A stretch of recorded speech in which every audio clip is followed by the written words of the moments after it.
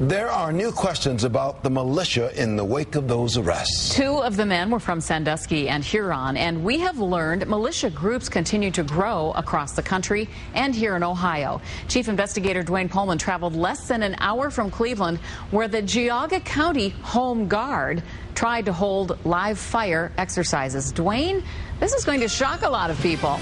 It will indeed. The Geauga County Militia is so new, it's not listed on a website run by the civil rights group Southern Poverty Law Center. But the bigger group it claims to be associated with, the Ohio Defense Force, is. And here is that surprise. While many people picture militia members as white Christians, there is a growing lure to men of all colors and creeds. In the heart of Amish country, this man and his militia had a plan. What kind of rifle do you use? Well, I've got several. To break out their assault weapons. What's your favorite? I personally have a SKS. And hold a live fire exercise on 20 acres of land his family owns. Back here? Pretty much. Or over here? All around. The Middlefield Militia is a new one called the Geauga County Home Guard. It's associated with the group in this video, the Ohio Defense Force, an unorganized but growing military presence in our state.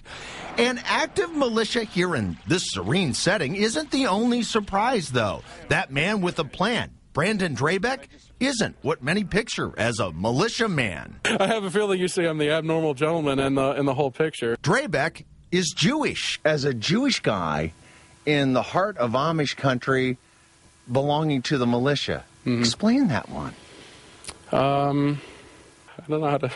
It's hard to answer, isn't it? It's hard to answer because it's not typical. What you see in mainstream. First of all, you have to. The thing is, you're referring to the unorganized militia.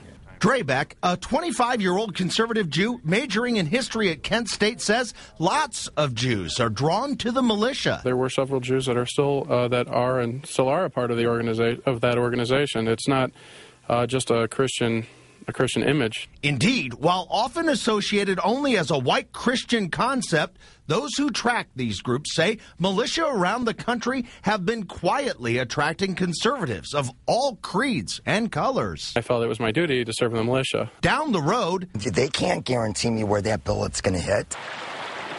This single mother had a call of duty, too. I said absolutely not. And Lacey Fair's protests over the dangers of high-powered weapons near her family and home stopped the militia's exercise in its tracks. And you stopped them.